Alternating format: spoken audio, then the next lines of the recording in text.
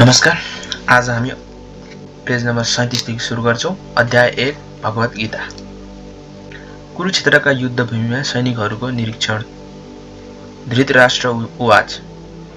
धर्मक्षेत्र कुरुक्षेत्र समवेत युत्सव मामका पाण्डवाश्चैव किमुकुर्वच सञ्जय। धृतराष्ट्रले भने, हे सञ्जय, युद्ध गर्ने इच्छाले कुरुक्षेत्रको धार्मिक स्थलमा जम्मा भएको मेरो र पाण्डुको छोरालाई के गरे? भगवत गीता धेरैले अध्ययन गर्ने एउटा आध्यात्मिक विज्ञान हो।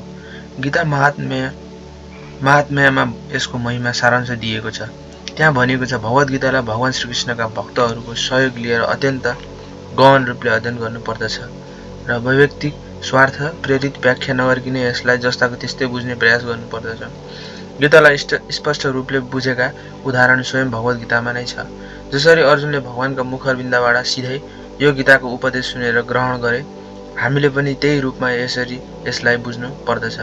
यदि कुनै मानिसलाई शिष्य परम्पराबाट रहेर मडगरन्ते व्याख्याबाट बचेर भगवत गीता बुझ्ने पर्याप्त अवसर प्राप्त हुन्छ भने त्यो व्यक्ति सम्पूर्ण वैदिक ज्ञान तथा सारांशको सबै शास्त्रहरू पढेर पारङ्गत भए जतिकै हुन्छ। भगवत गीतामा पाठकले अन्य सबै शास्त्रहरूमा भए जति कुराहरू पाउँदछन् र साथै ती कुराहरू पनि पाउँदछन् जो अन्यत्र कतै पाइँदैन। यही नै भगवत गीताको विशिष्ट स्तर हो। भगवान श्रीकृष्णबाट सिधै भनिएको हुनाले यो पूर्ण आध्यात्मिक विज्ञान हो। महाभारतमा वर्णन गरिएको र धृतराष्ट्र तथा सञ्जयद्वारा छलफल गरिएको विषय नै यो महान दर्शनको आधारभूत सिद्धान्त हो। वैदिक युगदेखि नै पवित्र तीर्थस्थलका रूपमा रहेका कुरुक्षेत्रका युद्धभूमिमा यो दर्शनका जन्म भएको मानिन्छ।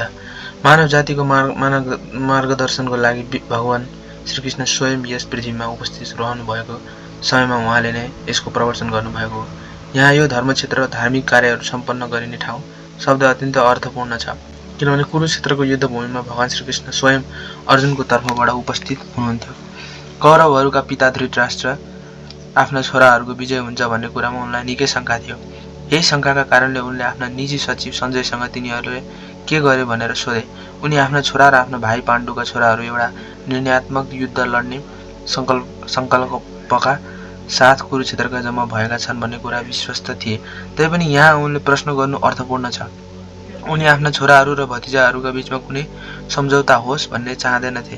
त्यसैले युद्धभूमिमा आफ्ना छोराहरूको भाग्यका विषयमा अस्वस्थ हुन चाहन्थे, किनभने यो युद्ध कुरुक्षेत्रका हुन लागिरहेका थियो र कुरुक्षेत्र स्वर्गको देवताहरूका लागि पनि तीर्थस्थल रहेको कुरा वैदिक साहित्यमा उल्लेख छ। त्यसैले युद्धमा परिणाममाथि यो पवित्र धर्मक्षेत्रको कस्तो प्रभाव पर्ने हो भन्ने कुरा सोचेर धृतराष्ट्र अत्यन्त भयभीत थिए।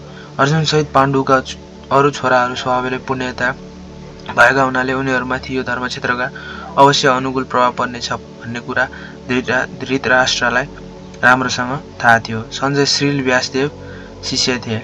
व्यास कृपाले पनि धृतराष्ट्रका बैठकमा बसेर पनि कुरुक्षेत्रको युद्ध देख्न सक्थे। त्यसैले कारणले धृतराष्ट्रले युद्धस्थलको स्थिति बारेमा सञ्जयसँग सोधे। हुन त पाण्डवहरू र धृतराष्ट्रका छोराहरू एउटै परिवारका सदस्य हुन्, तर यहाँ धृतराष्ट्रको प्रश्नबाट उनका मनमा के रहेछ भन्ने कुरा दर्शिएको छ। उनले यहाँ जानी बुझी आफ्ना छोराहरूलाई मात्रै कौरव भनेर पाण्डवहरूलाई त्यो उत्तराधिकारबाट अलग्याउन खोजे। यसबाट आफ्नो भतिजाहरू अर्थात् पाण्डुका छोराहरूसँग धृतराष्ट्रको सम्बन्ध विशेष स्थिति कस्तो थियो भन्ने बुझ्न सकिन्छ। जसरी धानको खेतबाट अनावश्यक झारहरूलाई उखेलेर फ्याँकिन्छ, त्यसै गरेर धर्म पिता भगवान श्रीकृष्णले यो पावन कुरुक्षेत्रबाट धृतराष्ट्रको छोरा दुर्योधन जस्ता अवञ्चित झारलाई उखेलेर फ्याँकिदिनुहुन्छ र युधिष्ठिरद्वारा नेतृत्व गरिएको विशेष धार्मिक व्यक्तिहरूलाई स्थापित गर्नुहुन्छ भन्ने आशामा यस विषयमा धेरै अगाडिदेखि नै गरिएको थियो। यही नै धर्मक्षेत्र र कुरुक्षेत्र शब्दको विशिष्ट सार्थकता हो, जो वैदिक र ऐतिहासिक महत्त्वभन्दा भिन्न छ। दृष्ट्वा तु पाण्डवानीका व्यूढ दुर्योधन जस्ता आचार्य प्रसङ्ग्य राजा वचन ब्रवीत। सञ्जयले भने, हे राजन, पाण्डुका छोराहरूले गरेका सैन्य मोर्चा देखेर राजा दुर्योधन आफ्ना गुरुका नजिक गएर यसरी भने। धृतराष्ट्र जन्मैदेखि अन्धा थिए र दुर्भाग्यले उनी आध्यात्मिक दृष्टिका पनि वञ्चित थिए, अनि आफू जस्तै आफ्ना छोराहरू पनि धर्मका विषयमा उत्तिकै अन्धा छन् भन्ने ठान्दथे। त्यसैले उनी आफ्ना छोराहरू कहिल्यै पनि पाण्डवहरूसँग सम्झौता गर्न चाहँदैनन् भन्ने कुरामा विश्वस्त थिए, किनभने पाण्डवहरू जन्मैदेखि पवित्र थिए, गुणवान थिए। यसो हुँदाहुँदै पनि धृतराष्ट्रलाई तीर्थस्थलको प्रभावका विषयमा शङ्का थियो। युद्धभूमिका स्थितिमा बारेमा धृतराष्ट्रले गरेको प्रश्नबाट सञ्जयले उनको इच्छा बुझे।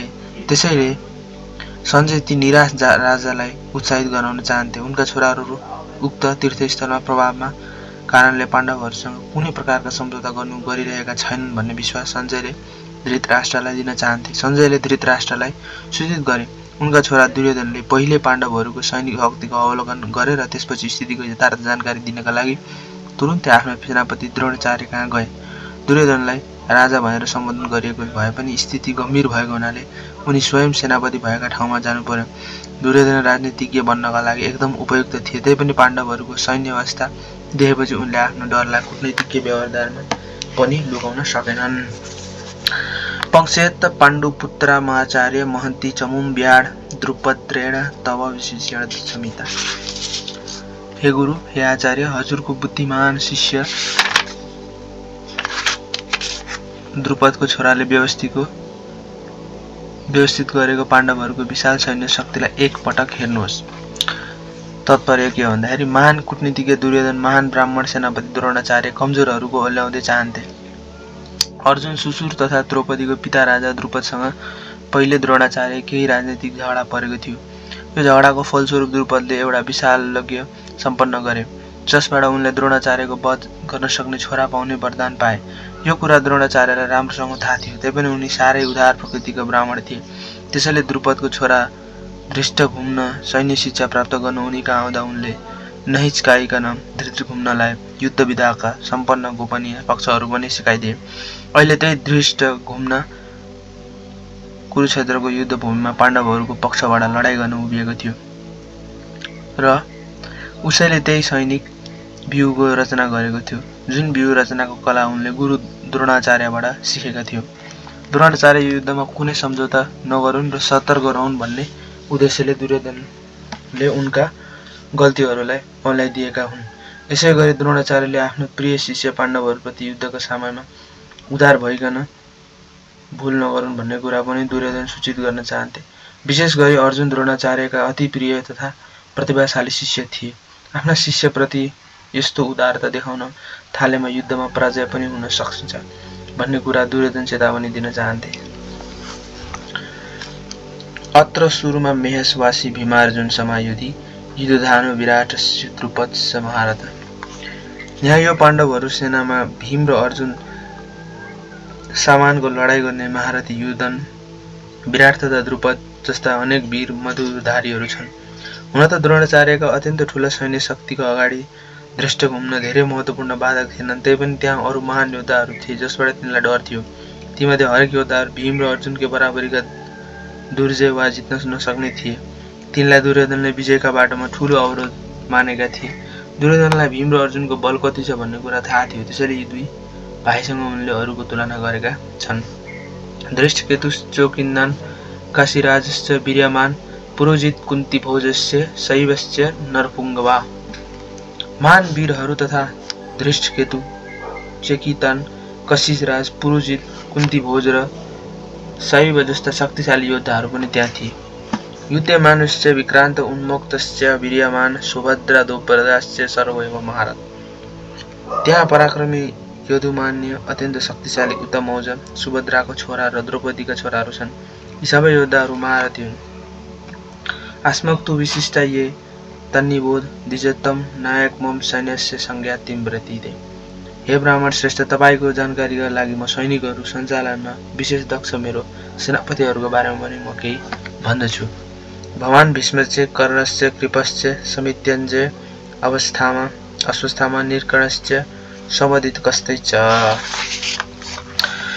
मेरो सैनिकहरूमा सदा सर्वदा विजय हुने तपाईँ स्वयं भीष्म, कर्ण, कृपाचार्य, अश्वस्थामा, विकर्ण र समदत्ताका छोरा भूरिश्रवा आदि हुनुहुन्छ। तात्पर्य, दुर्योधनले त्यहाँ सधैँ विजय हुने सबै आदित्य देवताहरूको उल्लेख गरेका छन्। विकर्ण दुर्योधन भाइ हुन्। अश्वस्थामा द्रोणाचार्यका छोरा हुन्।